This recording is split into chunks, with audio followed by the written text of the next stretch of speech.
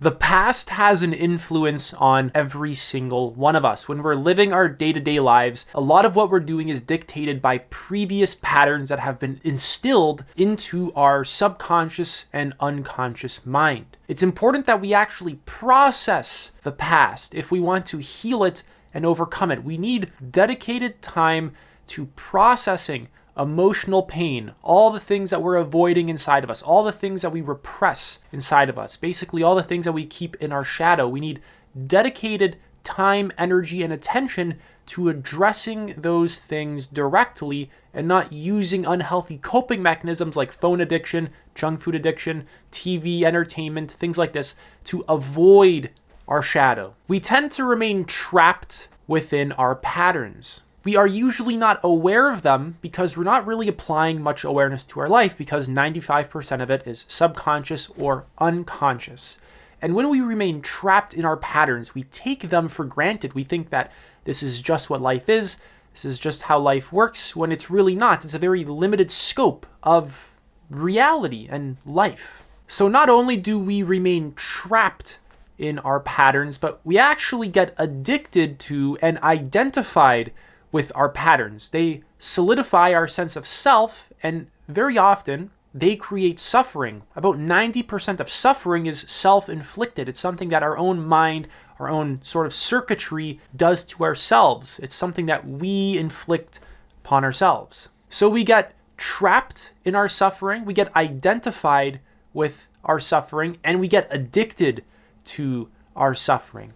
And we perpetuate this cycle because it's what we are identified with. It's what we experience ourselves to be, and to break out of it requires that we break the habit of being ourselves. We break our old conditioning and actually begin to form new conditioning, a new sense of self, a new, more evolved ego.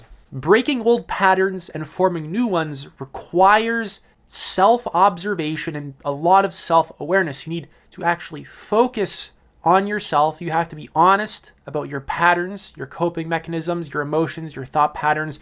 You have to begin to reflect on yourself. You have to begin to do shadow work. You have to begin to do meditation in order to accurately view these patterns and see what is going on. I coach quite a lot of people. The number one thing that prevents people from seeing these patterns is a lack of self-awareness. It's a lack of self-reflection. It's also a lack of self-honesty. It's really these three core things that are going on. People aren't aware because they do not reflect, and they are not able to be honest with themselves because they don't have a clear understanding of the mechanics of their own being, their own mind, their own emotions, their own psychology as a whole. So in order to heal and move forward, you need to dedicate time to processing the past.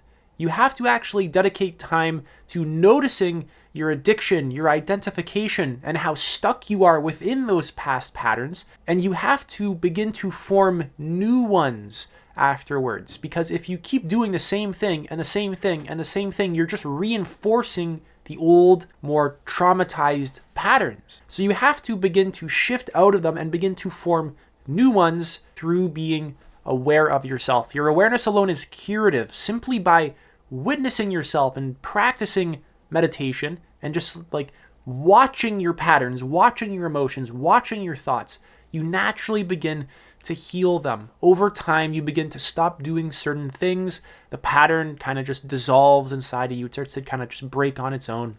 And it's really up to you to begin shining the light of your own awareness onto yourself in order to live a more authentic and fulfilling and just healthy life. What is the other side of the spectrum? Let's just investigate that a little bit. It's basically living unconsciously, living mechanically, and living trapped in trauma while also denying that any of this is even existing. This is the state of the vast majority of people. Unfortunately, I have a tremendous amount of compassion for people and their suffering, but we have to actually see what's going on. We have to see these patterns inside of ourselves. We have to actually see our own psychology. We have to see our own trauma. We have to be honest about it. We have to be aware of it. And we have to actually begin to transcend our current egoic patterns and form new ones that are more conscious and more evolved.